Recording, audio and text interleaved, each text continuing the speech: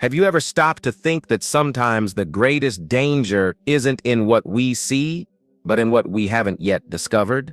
Before we continue, tell me, are you subscribed to the channel yet? If not, do it now, because what I'm going to tell you today is one of those cases you won't find on any TV series.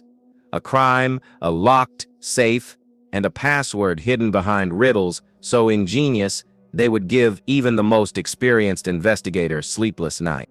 When I was called in for this case, I thought it would be just another night of work.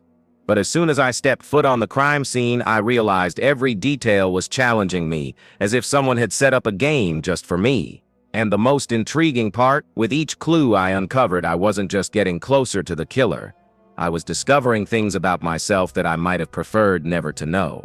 This isn't just a mystery about who killed, it's about intelligence, manipulation, and the psychological limits of someone who must decipher codes while time slips through their fingers. I'll show you how every detail, no matter how insignificant, can be the key to revealing a truth that can change everything. So, get ready to step into my shoes, follow my footsteps, and feel the pressure of every lost second. And leave a like and comment below about what you would do if you found a safe like this. Because once you know the deadly password, you'll realize opening the door isn't always the hardest part. It was just after 3 a.m. when my office landline rang. Yes, I still have one of those, and not out of nostalgia, but because important calls rarely come in by cell phone. On the other end, a husky, urgent male voice uttered just one sentence: "If you want to find the truth, go to 237 Holloway Street. The safe knows more than any witness." Before I could respond, the line was cut off, leaving a heavy silence that seemed louder than any siren. Anyone who's ever experienced one of those early mornings knows from the moment you answer, your life changes. The rain lashed the city with an irritating persistence, the kind that seems intent on washing away not only the streets but also the guilty party's conscience. I drove for long minutes, the smell of wet asphalt invading the car, while my mind raced faster than the engine. The address was in an old neighborhood, known for its strange mix of historic homes and dark alleys. Upon arrival, I noticed there were no lights in the windows, but a parked police car indicated the party had already begun and I wasn't the main guest. Upon entering, I was greeted by a young police officer with an expression of someone who hadn't yet seen enough to lose faith in humanity. He didn't say much, simply pointing to the office at the end of the hallway. There was the scene that would become my nightmare for weeks to come. A body on the floor, a wall clock stuck at 10:37 p.m., and a safe built into the wall, locked as if it held the victim's last breath. It didn't take much to understand that safe wasn't just locked, it was telling a story. But what intrigued me most was the detail no one seemed to notice. The phone on the table still had its cord tangled, as if it had been dropped in a hurry. I immediately remembered the mysterious call and the phrase about the safe. Someone wanted me there, but not to solve the problem, but to play. And like any good player, I knew that the first move is always the most dangerous. The question is, who was really moving the pieces this time? The office was one of those places that exudes power, even after a crime. Polished wood floors, imposing bookshelves laden with hard covers, and a huge painting of a sailboat facing a storm. I don't know if it was irony or prophecy, but the scene on the floor perfectly matched the painting. Torn papers were scattered like leaves in the wind, some stained with coffee or maybe blood, hard to tell in the dim light. The half-open window let in a cold draft, carrying with it the distant sound of sirens. The first thing I learned as an investigator is that the crime scene speaks but rarely tells the whole truth. It's like a skilled liar. It mixes real facts with false clues to confuse even the most observant of eyes. As I walked around the area, I noticed that some objects didn't belong at the original scene. A lampshade was upside down, but without any signs of a fall. A cup sat untouched on the table, still warm with coffee. Someone had left minutes before we arrived, and they weren't in a hurry to hide it. The safe? Oh, the safe? It towered over the wall like a silent king. The cold steel reflected the intermittent light from a corner lamp. almost as if watching me. It wasn't a modern model, on the contrary. It bore the marks of decades of use, subtle scratches that could tell a better story than any testimony, and yet it was locked with the firmness of someone who knows that behind that door there's something that can change the course of everything. As I watched, I noticed a curious detail. A rug under the safe slightly shifted. Seemingly insignificant, but to me it was like a knowing wink from someone who knows I'm paying attention. Moving that rug might reveal something, or trigger an unwanted mechanism. But before I took the plunge, something on the body caught my attention, and I realized that perhaps the answers were closer than I imagined, though not exactly where I wanted them. I met the victim before his body lay frozen on the floor.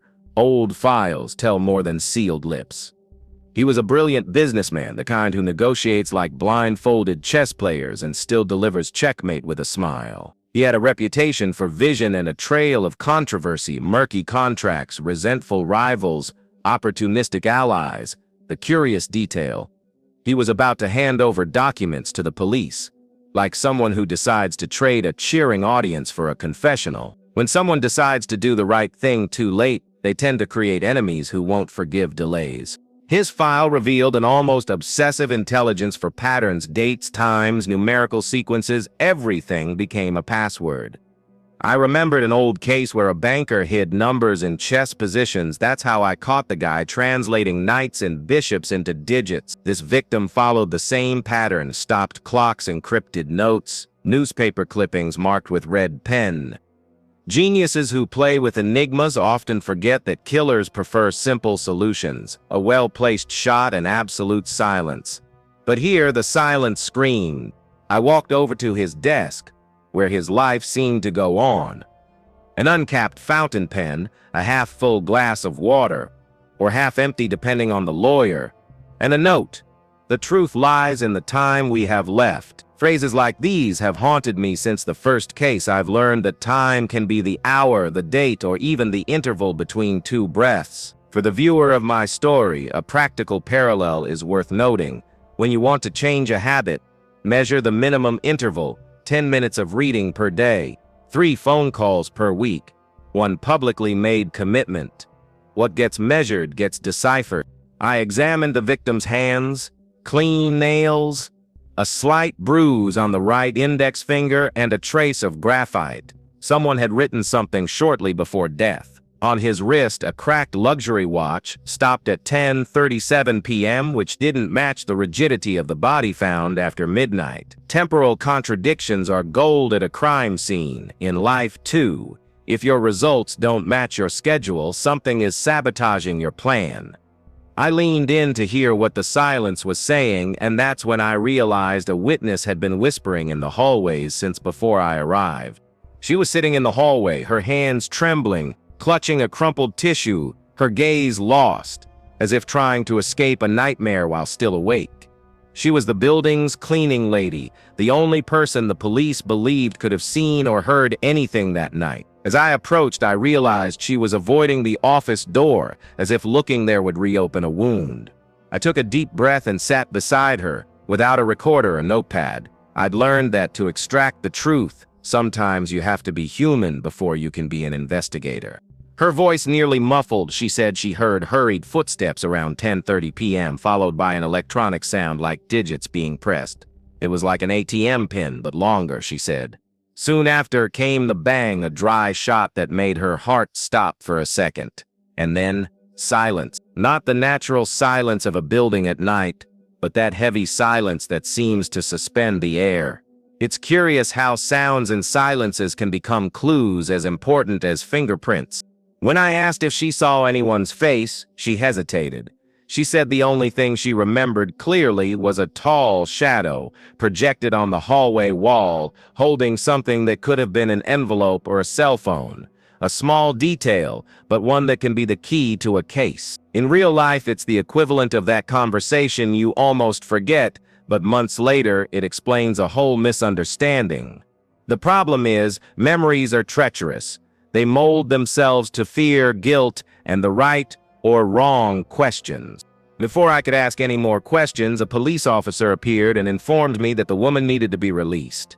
I didn't like it, but I'd learned that sometimes grabbing a piece of the puzzle too soon can distort the final picture. As I watched her walk away, I noticed she was hiding something in her apron pocket.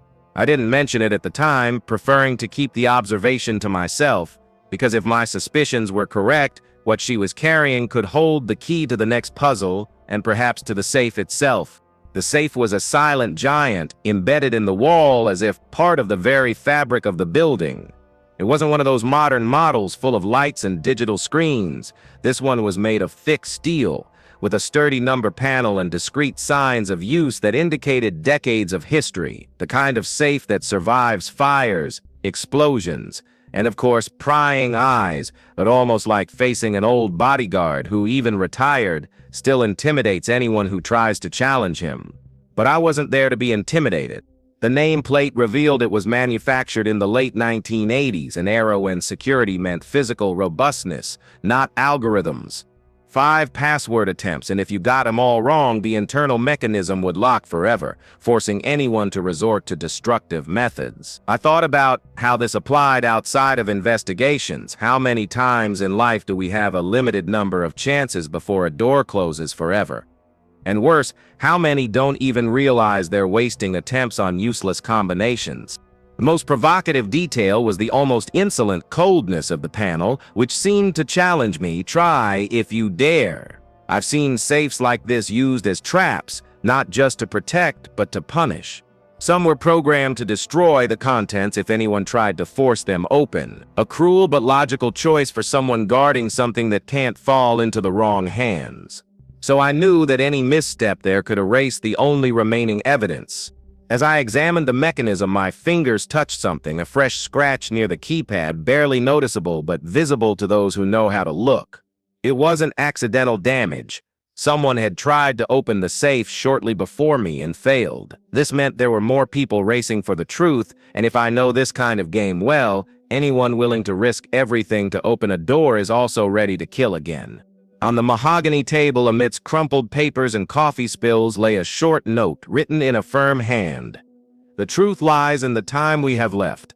Phrases like that don't appear by chance. In investigations, I've learned that short messages carry weight, as if each word were chosen to survive the death of its writer. I stared at those letters, wondering if they were a message to me or a provocation to the killer. In life, the time we have left is a nagging reminder. Either you act or you will be acted upon. I picked up the note carefully, trying not to smudge the ink. I caught a faint whiff of men's perfume, perhaps cologne, which suggested it hadn't been there long. For anyone who's worked on cases where seconds can change everything, this was a gold mine. I thought about how this idea applies to everyday life.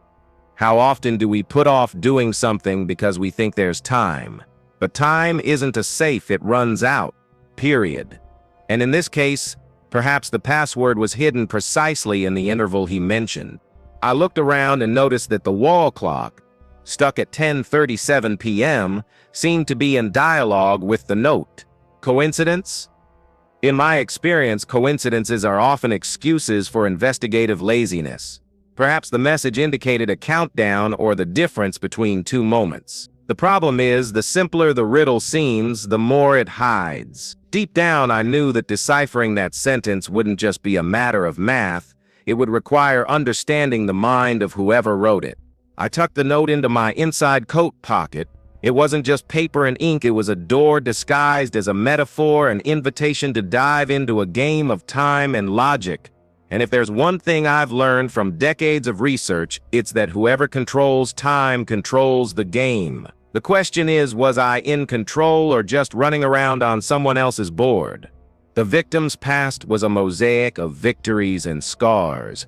Before becoming a tycoon, he was a chess champion, the kind who sees 5 moves ahead while his opponent is still thinking about the first. His mind was a strategy machine, but as with many geniuses, this ability to anticipate also made him paranoid. Dwight. He kept meticulous records of everything, agendas, newspaper clippings, meeting notes, as if he were always preparing for a trial that never came. Until that night, his connection to puzzles went beyond the board. He collected books on cryptography and had a habit of transforming important dates into numerical combinations. I remembered an old conversation in which he said, "If anyone wants to take me down, they'll have to decipher my life first." Interestingly, this also applies outside of crime. Many people only understand a person by connecting the dots of their story, not just by judging an isolated moment. The difference is that, in this case, each point was a calculated risk. In business circles, he was loved and hated in equal measure. Friends described him as loyal to the core, enemies as a cold manipulator. I've seen this profile before, people who build walls of trust around themselves, and when they spot a breach, close it without mercy. That's why his impending involvement with the police raised so many eyebrows. He knew that handing over certain evidence meant sealing not only the fate of others, but also his own. As I perused a scrapbook on his bookshelf, I noticed that many of the photos had something in common. Clocks in the background, all marking specific times. Coincidence? To me, it was another grain of sand in the hourglass of this investigation. And the more I leafed through, the clearer it became that the key to the safe lay not just in numbers, but in the hidden narrative behind his life. Not long before names began to pop up like pieces on a crumbling board. First there was the partner, an affable man in public, but whose financial record had more holes than Swiss cheese. He stood to gain greatly if the businessman disappeared, and lose even more if the documents in the safe reached the police. Then there was the ex-wife, elegant, cold, and with a history of legal disputes that would make any lawyer need a vacation. Between them, resentment wasn't fuel, it was gunpowder. Third on the list was a business rival, known for aggressive strategies and a voracious appetite for opportunities to undermine competitors. They say that in the corporate world, war is fought with contracts and shares, but sometimes a well-timed shot is as effective as a well-planned merger. Finally, there was the hacker hired to protect the victim's sensitive data. A computer genius, but with an ego the size of an entire server. This type of profile can trade loyalty for a generous bundle of zeros. The curious thing was that they all had something in common. They were in some kind of debt to the victim, financial, emotional, or moral. And when debts mount, people get creative. I've seen debtors turn dinners into alibis, gifts into encrypted messages, and handshakes into silent threats. The question wasn't whether someone wanted them dead, it was who had the courage or the madness to actually act. As I analyzed the list, I realized that each name carried a unique pattern of behavior. One preferred to bluff, another to attack head-on, another to hide in the shadows, but all, without exception, had the same goal: what was inside that safe. And when multiple minds converge on the same prize, the game stops being about who wins and becomes about who survives until the end. At the heart of that investigation pulsed a mystery as precise as it was cruel: the safe's code. 4 numbers, nothing more. Simple at first glance, but hidden like diamonds in a muddy river. Each digit, I suspected, was disguised in a riddle scattered throughout the office, and possibly in the victim's own life. I've seen killers create mazes to mislead, but this one seemed to have been built to be solved by someone specific, and somehow I was on the list. Looking at the safe was like facing an opponent in chess. We both knew that one wrong move could mean the end of the game. The clues weren't left at random. Each one required not just logic, but also an emotional reading of whoever placed them there. It made me think of how in life riddles are rarely just about intelligence. They often involve understanding intentions, fears, and vanities. And here, the victim's vanity in creating something Jonh Spencer proof was clear. My first approach was to map the office as if it were a minefield, measuring distances, identifying patterns, recording everything. Notebooks with torn pages, slightly crooked pictures, books that appeared to have been recently moved. Everything could be a clue or a distraction. It's the same dilemma we face outside of investigations: how to separate the noise from the signal, the essential from the superfluous. As I progressed, I realized this wasn't just a game to find out who killed. It was a game to prove I could decipher the latest challenge from a man who seemed to know me better than I'd like. And to be honest, there was something personal about it all. Something that told me that by finding the 4 digits, I wouldn't just be opening a safe, but also doors I might prefer to keep closed. The chessboard on the table wasn't there for show. The pieces, fixed as if a ghost had paralyzed them mid-game, formed a position familiar only to those who have delved deeply into the world of this mental sport. I recognized it immediately, checkmate in 4 moves. The victim, a former chess champion, had chosen something only an experienced player would notice, and each piece seemed to be saying, "Here's the first digit if you have the patience to listen." I noted the exact position of the pieces, as I did when investigating financial frauds that used chess as a code for illegal moves. The difference is that here, each piece could correspond to a letter, each letter to a number, each number to a step closer to the truth.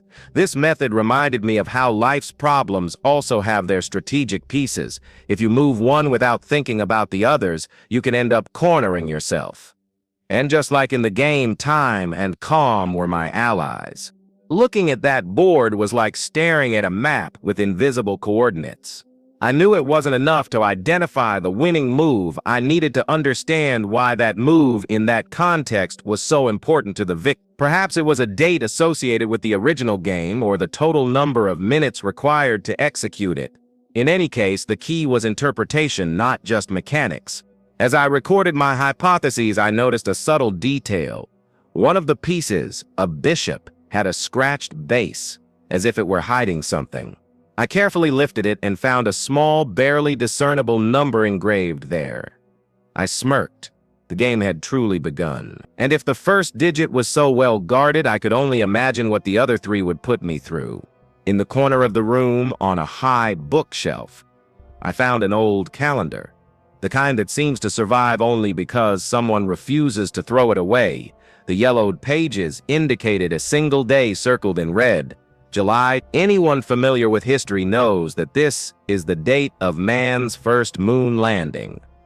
But in a case like this, there's never just one obvious meaning. Perhaps it was a metaphor for one small step for man, one giant leap for murder. I remembered past investigations where dates were used as keys to safes, bank accounts, or even hidden digital files. Sometimes the day and month formed half of the password, while the year represented the other half. But here I sensed something deeper. After all, the victim was obsessed with transforming historical events into personal codes. Perhaps July 21, 1969 was just the tip of an iceberg of hidden references. I thought about how, in real life, certain dates become our own emotional vaults. Birthdays, achievements, losses, all stored in our memories, waiting to be unlocked by the right stimulus. What separates a good investigator from a curious one is precisely understanding that to decipher a code, you need to know the soul of the one who created it. And in this case, his soul was a mixture of genius, vanity, and distrust. I picked up the calendar, peeled back the page, and peered at the back. There was a small hand-drawn drawing, a circle with 3 lines running through it, reminiscent of a target. It was the kind of detail that seems insignificant but changes the game. And in that moment, I realized this clue might be connected not only to the safe, but also to the next puzzle, which seemed to await me in some shadowy corner of the office. In a locked drawer, which didn't offer as much resistance as the safe, I found a cassette tape. The handwritten label bore only the word time. The victim had an almost nostalgic fondness for old technologies, which made me think the format wasn't just aesthetic, it was a strategic choice. I played the tape on a portable recorder I always carry, and his voice filled the room. Time is everything, except what you think. The recording had a slight hiss, but I could hear calculated pauses between sentences. In investigations, pauses aren't just breaths. They're encrypted messages. They could be Morse code, a numerical sequence of time between words, or even a disguised musical pattern. I started timing the intervals and soon realized there was repetition. 3 seconds, 5 seconds, 8 seconds. Numbers that could be part of the password or just another clever distraction. This kind of riddle reminds me that, in life, Many people interpret time as quantity, but ignore its quality. There's no point in having hours if you don't know where to put them. The victim knew this, and was likely using the very concept to make me think beyond the obvious. He didn't want me to just hear the message, he wanted me to hear what was behind it. When the recording ended, a dull click echoed, as if the recorder had released something internally. I opened the compartment and found a small piece of paper folded in 4 with a number written in pencil, the second digit identified. But the feeling I had as I held it wasn't of advancement, but of warning. Each clue I found seemed to lead me closer to a carefully laid trap. I barely pocketed the number when I heard hurried footsteps echoing down the hallway. It wasn't the footsteps of a police officer. I'd learned to distinguish the sound of heavy boots from that of anxious shoes. I peeked through the doorway and saw a shadow approaching the safe. The intruder didn't hesitate. He seemed to know exactly what to do. He wasn't a curious onlooker. He was someone intent on destroying what was inside before I could open it. I ran toward him, but he was already kneeling before the panel, holding a small explosive charge. Yes, he wasn't messing around. Cracking the safe was pointless. If the mechanism was damaged, the evidence would turn to ash. In the real world, it's like when you see someone about to delete a conversation that could prove their innocence. You need to act quickly, but without making the wrong move. I yelled for him to stop, and he turned around for a moment. Black mask, cold eyes, heavy breathing. Without a word, he dropped his load on the floor and ran to the window, leaping as if he had wings. I didn't chase him. My instinct told me that this apparition wasn't meant to stop me from solving the case, but to remind me that I wasn't alone in the hunt. And in life, anyone who enters a game with invisible adversaries must redouble every move. As I examined what he'd left behind, I realized the explosion was scheduled for 3 minutes later. 3 minutes? Curiously, the same interval that appeared on the cassette tape. Coincidence? I don't believe in them. I deactivated the detonator and put it in my pocket. Now I was sure there was a second player on this board, and he was also deciphering the clues. The difference was he didn't want to open the safe. He wanted to bury it. Until then, I'd believed the victim wanted me to solve the case. After all, everything pointed to a riddle carefully left for me.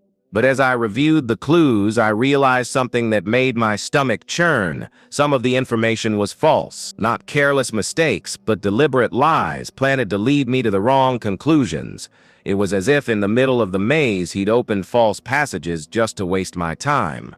This kind of move reminded me of old cases where criminals would leave clues that pointed to rivals or disposable accomplices, clearing their own path. The difference here was that the victim was dead. Or should have been, because, looking at it coolly, only someone who deeply understood my way of thinking could create such specific distractions. This raised a disturbing question. Did he want me to discover the truth, or just follow his script? In life, I've seen many people do this more subtly. They tell part of the story to gain trust, but hide what really matters. It's like being given a treasure map with the X in the wrong place. You feel like you're moving forward, but you're being led away from the goal. The difference here is that each false step cost precious hours, and each hour could mean missing the ultimate proof. I began piecing together the clues, discarding what seemed too convenient. That's when a pattern emerged. All the lies led to a common name: the partner. Not as the direct perpetrator, but as someone used as a decoy. And if there was a mastermind behind all this, it was someone who hadn't yet revealed their face, and who probably didn't intend to show up anytime soon. I gathered all the clues on the table, like pieces of a puzzle that were finally beginning to make sense. The clock stopped at 10:37 p.m., the date of man's landing on the moon. The gaps in the tape recording, even the abandoned explosive charge had something to tell. It was then that I realized the password wasn't an exact date, but rather a calculation, the exact sum of the minutes between the clock time and the moment of the lunar landing, divided into pairs to form the 4 digits. I pulled out my old notebook and started doing the math, remembering an old case where a criminal hid millions of dollars using only time zones as a code. It's funny how, deep down, math and crime have more in common than it seems. Both rely on logic and precision. but also on creativity. The victim knew that if I wanted to get to her, I'd have to think like her, and that included loving numbers as much as the stories they tell. As I added and divided, a parallel with life came to mind. How many answers do we miss because we only look at the elements separately, without connecting the dots? It's like trying to understand a book by reading only individual sentences. Here, the final combination was the result of the interplay of all the details, not a single isolated event. That was the genius and the malice of the victim. When I finished the calculation, 4 numbers appeared on the paper. I looked at them and felt a chill. Not only did they make sense, but they also carried a personal meaning I wasn't prepared to face. I took a deep breath, knowing that by typing this sequence into the safes panel, I wouldn't just be opening metal, but unlocking truths that could completely change the course of the investigation. With steady hands, or at least trying to appear, so I punched the 4 numbers into the panel. The sound of the buttons echoed through the room as if each click were a gunshot. For a second, nothing happened. Then a metallic click cut through the air and the safe door slowly opened, creaking as if it hadn't been touched in years.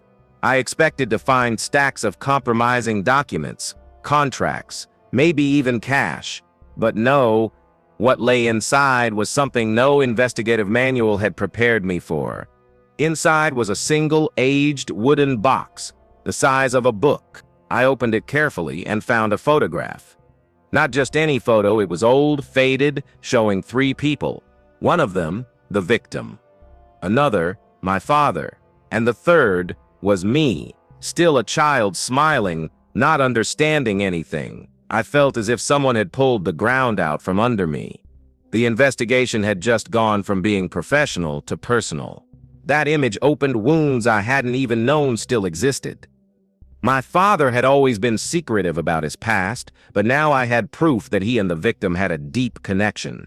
What if his death was connected to decades-old secrets? In that moment, I realized the killer wasn't just trying to hide a crime, he wanted to draw me into it up to my neck.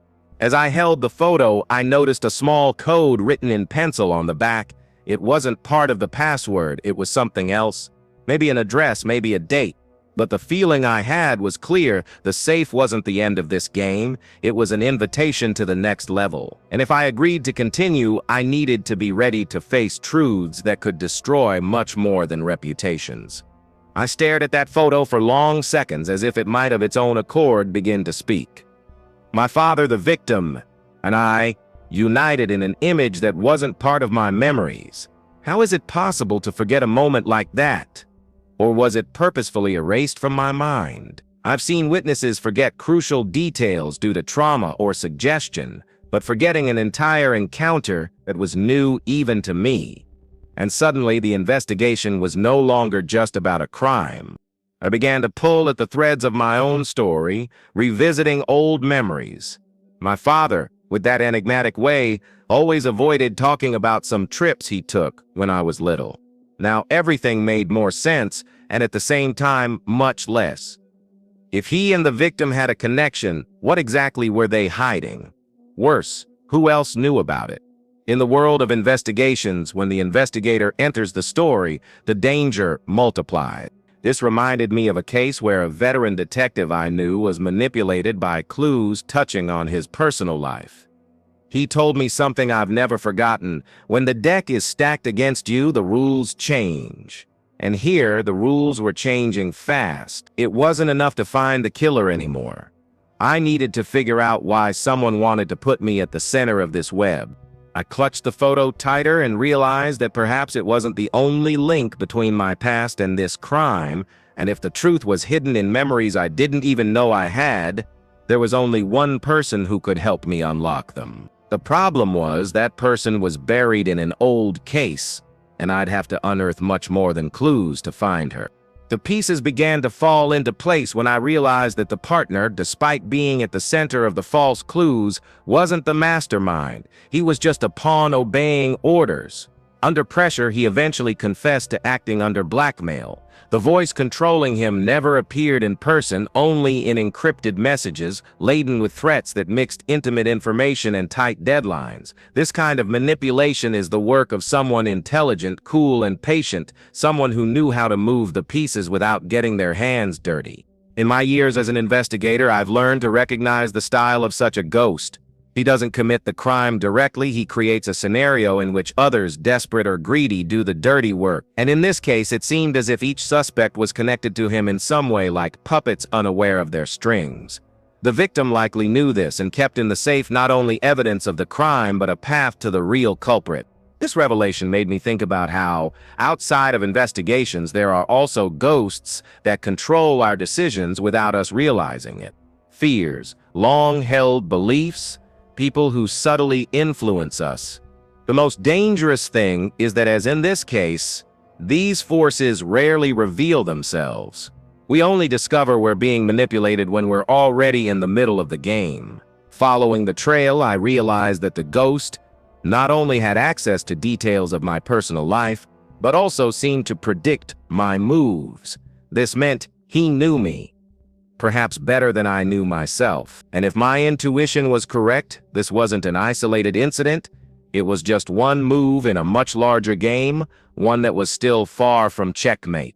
Just when I thought I was finally closing the circle, a manila envelope appeared on my desk at the police station. No return address, no stamp, as if it had appeared out of nowhere. Inside was a handwritten note. If you manage to open this safe, you're ready for the next game. There was no signature, but the handwriting, I can't explain it, there was something familiar about it. A strange feeling washed over me, the kind of unease that comes not from fear but from recognition. Holding that note, I realized the case I thought I was solving was just the beginning. It was like opening a door expecting to find an empty room and finding myself in an endless hallway filled with closed doors. Every clue I'd followed so far seemed to point not to the killer, but to me. What if the real goal wasn't to solve a crime, but to shape the investigator? It reminded me of a chess game I played years ago against an opponent who seemed to be losing on purpose. Only later did I discover that his every move had been calculated to put me in an inevitable trap. The difference was that now the pieces were real people, and checkmate meant much more than defeat. It meant destruction. I put the note back in the envelope, already feeling like I was being watched, maybe even within the police station itself. The next game had begun before I'd even agreed to play it, and something told me that this time the rules would be much more cruel. That night, as I reviewed my notes in the silence of my office, I felt the weight of something different in the air. It wasn't just fatigue, it was the certainty that the pieces on the board had shifted without me touching them. Outside, the rain fell lightly, tapping on the window as if to warn me of something. I had learned to listen for these signals. The problem was that this time they were accompanied by a chill that had nothing to do with the cold. That's when I heard a low, almost imperceptible sound coming from the door. I slowly got up and found, tucked underneath, a black envelope. Inside, a single sheet of paper with a handwritten riddle. The answer lies not in what's missing, but in what's left. No explanation, no return address. Just the feeling that wherever I went in the next few hours, I would be entering enemy territory. This kind of message is like an open trap. No matter how hard you try to ignore it, it's already in your head, guiding your thoughts. And I knew that. For whoever was manipulating me, this was part of the plan. In life, it's like that. Sometimes the adversary doesn't want you to give up, but to move forward exactly to where they want you to be. I held the paper and looked at my phone. I could call for backup, notify the police, or play the game alone, the way I always did. As I decided, I noticed something engraved in almost invisible ink in the bottom corner of the sheet. It was an address. I smirked. It seemed my next move had already been chosen, and I just needed to muster the courage to make it. In the end, the real key wasn't just the numbers, but the way each clue forced me to think differently. Maybe it's the same outside of investigations. The answers you seek rarely lie on the surface. What intrigues me is, how many doors have you left locked because you didn't want to face the enigma behind them? If there's one thing this case has taught me, it's that the real danger isn't what's in the safe, but what you do with what you find inside. And sometimes, the hardest password to crack is the one that unlocks the courage to act. So tell me, if you were faced with this safe, would you risk opening it or turn your back? I want you to think about this, and if any part of this story sparked a light in your mind, put it into practice now. Whether it's deciphering a problem you've been putting off, or making that decision you've been stuck on. Because time, and I learned this the hard way, never waits. And of course, if you want to continue diving with me into investigations full of twists and turns and lessons learned, subscribe to the channel, turn on notifications, and leave your comment. Who knows, maybe the next mystery won't be exactly the one you're experiencing right now.